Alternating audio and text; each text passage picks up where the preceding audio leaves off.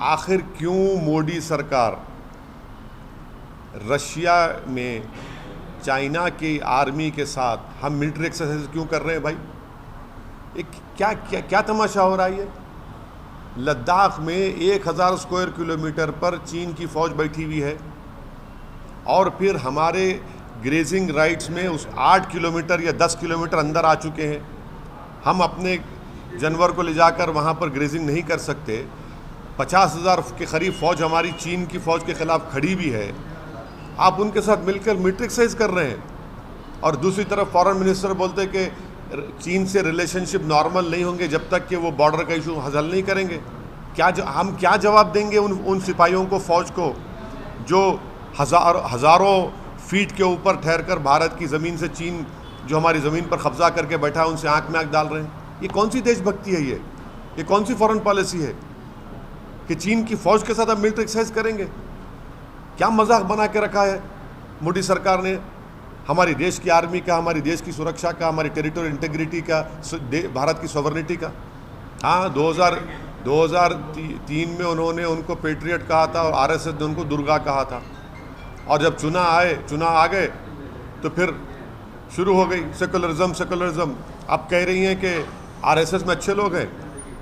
हम ममता बनर्जी को बोलना चाह रहे हैं कि कब तक आप भारत के और बंगाल के मुसलमानों की आंखों में धूल झोंकेंगी आप?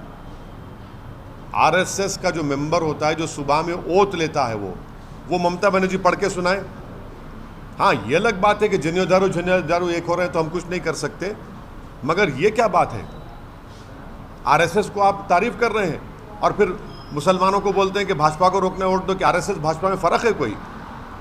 ये अब जो टीएमसी में जो मुसलमान चेहरे हैं, जो टीएमसी में जो लोग हमको उंगलियां उठाते थे, अब बोलो क्या बोलना है उस बारे में? क्या विकल्प देंगे आप मोदी के बारे में? आपने हमसे सवाल किया, उनके बयान पर हम बोल रहे हैं, वो खुद बताएंगी। पहले भी 2003 या 4 में भी उन्होंने आरएसएस को तारीफ की थी, आरएसएस की, वो भी रिकॉर्ड है। और आरएसएस ने उनको कहा था कि दुर्गा है ये। तो अचानक ये मोहब्बत पैदा हो गई, तो इसका मतलब है शुरू से मोहब्बत थी। नहीं, शुरू से मोहब्बत थी, मगर हम लोग, हमारे आंखों में पर्दा पड़ा हुआ है ना सेकुलरिज्म का।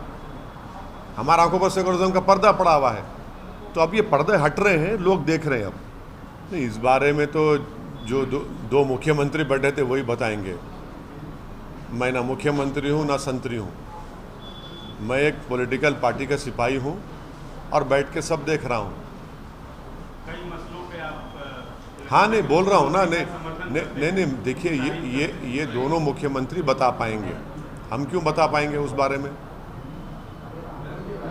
नहीं, सुनिए, हम तो बी टीम, सी टीम, हम मिले हुए हैं, हम भड़काऊ भाषण देते हैं, तो हमसे क्यों पूछ रहे आप? जो लोग जो बैठे हैं वो बताएंगे। बड़े बड़े लोग हैं, जिम्मेदार लोग हैं भाई, वो बहुत बड़े जिम्मेदार लोग हैं वो। अब वो नीतीश कुमार साहब बता पाएंगे। एक प्रदेश का मुख्यमंत्री बैठा हुआ है जो वहाँ पर मेहमान है, आप खड़े हो गए तो मेरे को नहीं मालूम, मैं कैसा बोलूँ भाई इन बातों पर? नहीं, देखिए, हम तो आपके सामने बैठे ना, उठे तो नहीं हम। हम कैसा बताएंगे? हम क्या बोल पाएंगे? वो दोनों मुख्यमंत्री बता पाएंगे। आप हमारे केसीआर साहब से पूछिए, जब आएंगे उनसे मिल के पूछिए, आप, वो बताएंगे आपको। मैं कैसे कमेंट करूँ? नहीं, मेरे को, मैं क्या बोलूँगा उसमें? नहीं, मेरे को नहीं मालूम। नहीं मालूम वो क्या चाहते हैं, उनको ही पता, उनको ही मालूम होगा वो क्या चाहते हैं क्या नहीं चाहते, मुझे नहीं मालूम।